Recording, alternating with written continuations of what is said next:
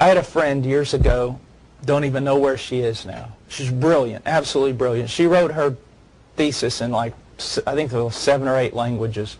Just phenomenal brain.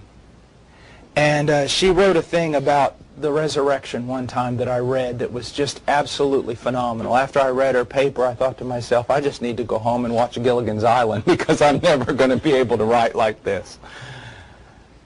And she wrote about how through the resurrection of Christ, the lid of the tomb had been ripped off, and the darkest corner had been infused with light. Now, he says that the pains of Christ were travailing pains. Now, I don't think, at least my wife assures me, that men will never know true pain. That women definitely know true pain. I think it was Carol Burnett that said, if a man wants to know what it's like to give birth, then he needs to grab his bottom lip and stretch it completely over his head till it reaches his neck, and then he'll have some idea of what it's like to have the pain of childbirth. But to suffer pain, a non-travailing, if I can make up a word, pain, a pain that has no end, no rhyme, no reason, no fruit, is rather depressing. I don't know how you would deal with that. But let me ask you a question. Is it not true that because of Christ's redemption in our life, is it not true now that all our pain is travailing pain? That all our pain will give birth to fruit? Is it true now that we can embrace pain? Everything we can embrace now as something that will bear fruit in our lives. There is nothing that you will suffer on this earth as a Christian that will not bring forth fruit in the end. I think that's rather amazing. I think that gives us great hope. Great hope. Now, to issue in a numerous birth. He was a corn of wheat to fall into the ground and die, but the promise secured to him on that condition is bringing forth much fruit. Now look at this. Yes, a grain of wheat must fall to the ground and die, but if it doesn't die, it abides alone. But if it dies, it brings forth much fruit. Now, I want you to look at something. Yes, he humbled himself. Yes, he went to the tree. But do you think it was with some morbid martyrdom that he did so? No, he did so knowing the promises of God were true, and that if he died, he would bring forth such fruit, such glory, such exaltation, and receive such reward that it could not even be fathomed. Now, this martyrdom idea that we carry so often is wrong. There's purpose in everything. That changes everything right there. There's reward in everything. There's heavenly glory waiting for everything. Now how can we not then face all this? Do you see? How can we not face all this with joy? For the joy set before us. It's extremely important. Now, I want to talk about one other thing, and that is, he's going to issue in a numerous birth. The world, the devil, this system, this fallen age would make you think that Christianity is nothing more than a little sectarian thing that's kind of limited to South Alabama, the Bible Belt.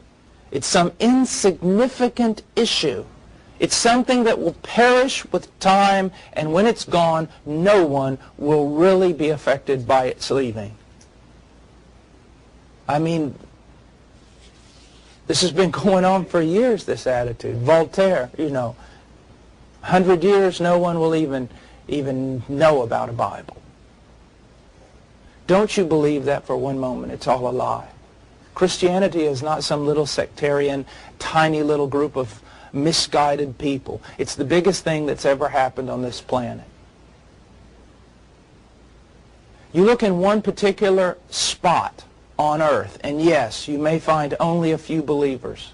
But if you gather up all the believers all over the earth, all throughout history, this is the biggest thing that's ever happened. I can assure you. It's the biggest thing that ever happens. And what does media have to do? They have to do one of two things. They either have to take Christianity and distort it and report on a distortion, or find a distortion and report on it, but they have to ignore true Christianity because they can't deal with it. True Christianity, they have to ignore. Do you see that? And that's why these false teachers and a lot of these televangelists and all this sort of thing, not all preachers on television are bad, but a great majority of them, all it is a smokescreen of the devil. It is a deception. It is a distortion of Christianity to say, look, there's Christianity. Why would anybody want to have anything to do with this? The problem is what they're saying is not true and true. The not true is this. It's not Christianity. But it is true. Who would want anything to deal with that, to do with that? But they can't. That's why it's so amazing. I mean, bring on one of these teachers and interview them and everything else. All it is a ridiculous circus. You bring on John MacArthur. Bring on Moeller. Bring on Piper. It's a whole different issue. You see. And the historical Jesus, the real one. The Jesus of Scripture. You have to distort him or you have to ignore him. You cannot deal with the real Jesus. No one ever does. No, the real Jesus. Because they can't. They know it. So distortions and lies. Because I want you to know something. Raise your head and shout with joy, Zion. This is a great thing. As the apostles tell us, it wasn't something done in a corner. And it did not remain in a corner. In just a matter, Paul's speaking about the entire gospel going out through the whole earth in his lifetime. The whole known world. Also, for those of you who are budding missionaries, you need to realize this. You're going to find out that wherever you go, they know a lot more about Jesus than what you think they know. And their problem is not that they do not know so much about Jesus in most cases. It's that they reject the Jesus that they know.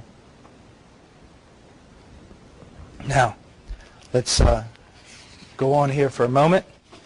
The promise in verse of number 4 of this fivefold promise, the promise of his inheriting all things as primary heir. I will make him my firstborn, Psalms 89:27. So the apostle says, God hath appointed him heir of all things, Hebrews 1:2. And Christ himself declares his being put in possession accordingly. All things are delivered unto me of my Father, Matthew 11:27. Thus he hath by promise suitable treasures for the supporting of the dignity conferred on him, but of this also more afterwards. I look at this and it's really hard to get a handle on it.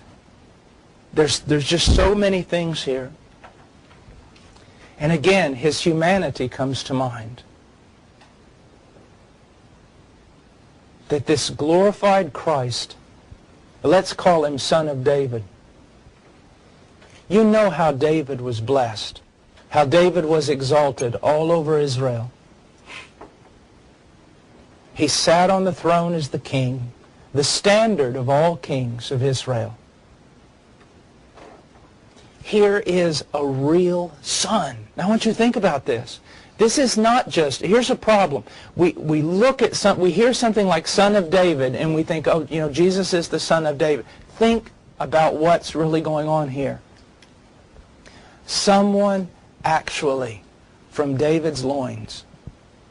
This is a real son of David. This is really of his lineage. You know, as after David passed the kingship on to Solomon, and then Solomon on down to his son, and down to the next son, and down to the next son, and